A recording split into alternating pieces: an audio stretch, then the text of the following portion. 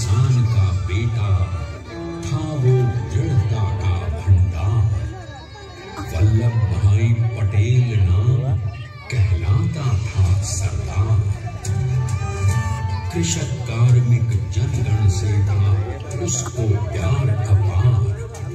अखिल देश ने उसे रहनुमा किया था स्वीकार। गांधी बापू का शिष्य, सत्य अहिंसा का अवतार। किंतु एक भारत करने को धर लेता हथियार। लौह पुरुष संबोधन था वो लोहे की दीवार। तेज पुंज तुम, पीठ तुम, बल का सागर अपरंपार। ऋणी देश का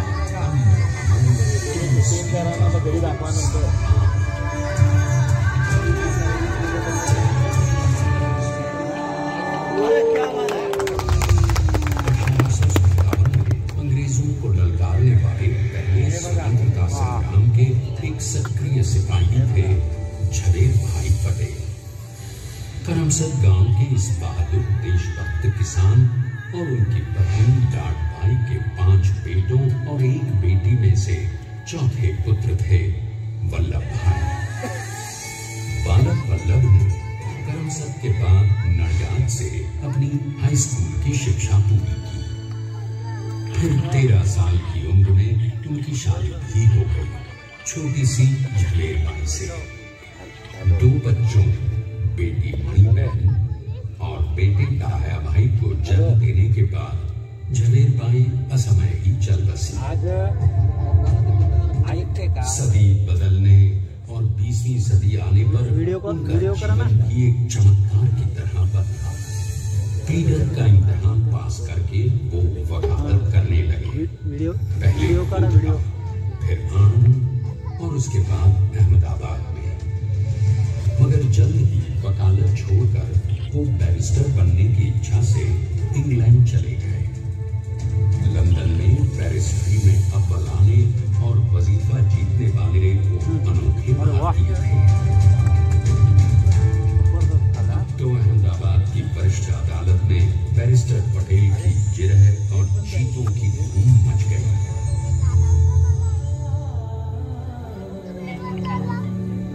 तभी एक युग पुरुष ने वल्लभ भाई के जीवन की धारा ही बदल दी। दक्षिण अफ्रीका में सत्याग्रह के अहिंसक अस्त्र से गोरे शासकों को सबक सिखाकर भारत वापस आए बैरिस्टर मोहनदास करमचंद गांधी से मिलकर वल्लभ भाई ने अपने कुछ वर्षों से सीखे विदेशी व्यवहार और संस्कार हमेशा के लिए त्याग दिए और अब वो अपने खेड़ा के किसानों को हक दिलाने के लिए बापू के साथ आंदोलन में कूद पड़े। अब उनके पैरों में जूते नहीं, गांवों की धूल थी। हृदय में भारत भूमि की शस्य श्यामला धरती।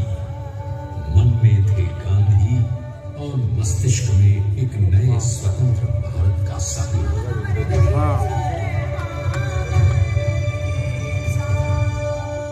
तभी बारडोली के मजबूर मजलूम किसानों की यातना का समाचार उनके पास पहुंचा।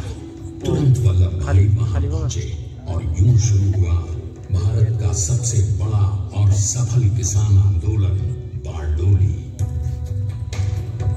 वल्लभ भाई ने बारडोली के 87,000 किसानों को ऐसा अटल अडिग अचल मनोबल दिया कि अंग्रेजी सरकार हिल गई और 1 बरस के बाद उनका लगान माफ कर दिया गया। अब तो पूरे देश में लोग वल्लभ भाई के नाम की कस्में खाने लगे। स्वयं महात्मा गांधी ने कहा, अब वल्लभ भाई मेरे शिष्य या साथी नहीं, सारे देश के सरदार हैं। और देश को मिल गया एक अनोखा असरदार सरदार।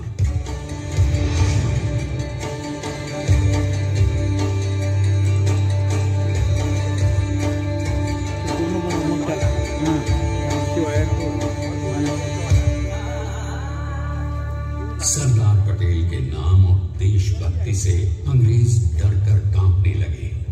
1930 के नमक सत्याग्रह और दांडी कूच में वो बापू से भी पहले गिरफ्तार किए गए। तो सन 1932 में फिर उन्हें बापू के साथ ही जेल में 2 सालों के लिए डाल दिया गया। मगर आजादी के दीवानों को, स्वतंत्रता के परवानों को कौन गिरफ्तार कर पाया है? जेल से छूटते ही सरकार को कांग्रेस के नए राष्ट्राध्यक्ष पद पर चुना गया और उनकी सरपरस्ती में राष्ट्रवादी भारतीयों ने तमाम ब्रिटिश सूबों में जीत हासिल कर वहां अपनी स्थानिक सरकारें बनाई। किंतु सरकार का सपना केवल सरकार बनाना नहीं था। उनका स्वप्न तो था एक ऐसे नए भारत का जहां हर रंग, हर रूप, हर जात, मजहब, तबके का हिंदुस्तानी एक साथ मिलकर एक ऐसा नया भारत बना सके जहां पूर्ण स्वराज के साथ सारे समाज को गरीबी, अशिक्षा, छुआछूत से भी आजादी मिल जाए। इसकी पहली रणनीति थी भारत को अंग्रेजों की गुलामी से आजादी, ताकि भारत के लोगों की अपनी सरकार सबके साथ और सबके विकास के लिए काम कर सके। बापू की अगुवाई में अब देश ने अंग्रेजों को अंतिम चेतावनी दे दी, करेंगे या मरेंगे, क्विट इंडिया, अंग्रेजों भारत छोड़ो। बस फिर क्या था, संघर्ष की रणभेरी बची। 3 सालों के लिए सरदार पटेल को भी सत्याग्रही नेताओं के साथ जेल में ठूंस दिया गया। 2 सालों के बाद अंग्रेजों को बापू के सभी शिष्यों और साथियों को छोड़ना पड़ा।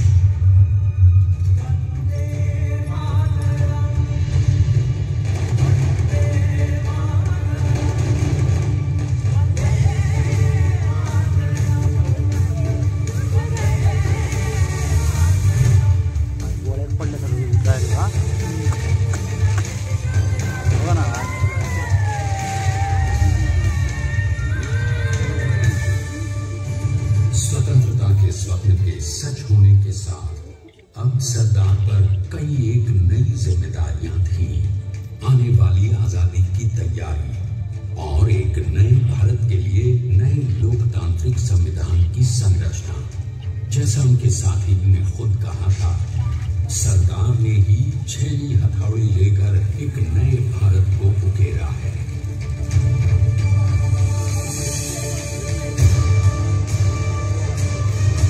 स्वाधीनता तो प्राप्त हुई, लेकिन खंडित भारत में भी उठते विभाजनवादी अंधकार को अभी दूर करना था। जब देश के खंड खंड होने का भय उत्पन्न होने लगा, तो सरकार ने निर्भय होकर खुद अपनी केंद्र सरकार और साथियों को भी चुनौती दे डाली और जम्मू कश्मीर को बचाने के लिए सारे देश का आकाश वायुयानों से भर गया।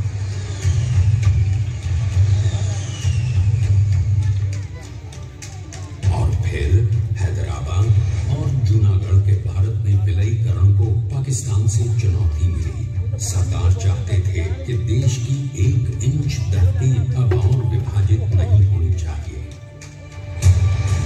नए भारत को एक करने के लिए समझा बुझाकर, मनाकर 565 रियासतों को सरदार ने अपनी सूझबूझ, सदाशयता, संबल से एक नए स्वतंत्र भारत का अभिन्न अंग बना लिया। हमारे इतिहास में अखंड भारत के पुरुषार्थ का ये एक महानतम अध्याय है। जैसा उन्होंने स्वयं कहा था, हमें नए धागों को पुराने ताने बाने में ऐसे पिरोना है कि एक दूसरे में गुंथ जाए और बेहतरीन बनावट वाला एक नया भारत उभर कर सामने आ सके।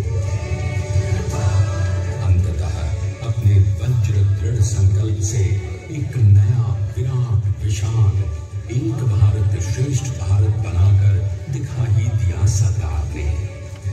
संसार के सबसे बड़े प्रजातंत्र के शिल्पी को प्रणाम करने के लिए देश ने बनाया है ये समर्थ स्मारक। स्वाधीन भारत को समर्थ भारत में बदलने वाले सरदार पटेल को समर्पित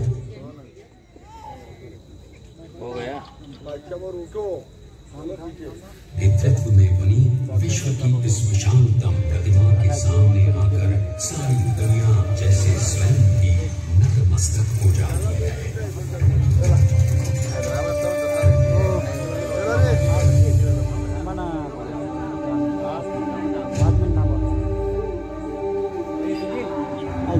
नितीन पटेल वगैरे पुढे झाले देश को बना गया वो अमित अटल, नितीनला जायला सांगा पुढे, बना सका उसे न कोई शत्रु दल, चट्टान के समान सा पुरुष प्रबल, गाडी बोलो ना ध्यान लागेल ना आपली आपली ट्रेन लागेल आपण उठल्याशिवाय होणार नाही आम्हाला भेटलो नाही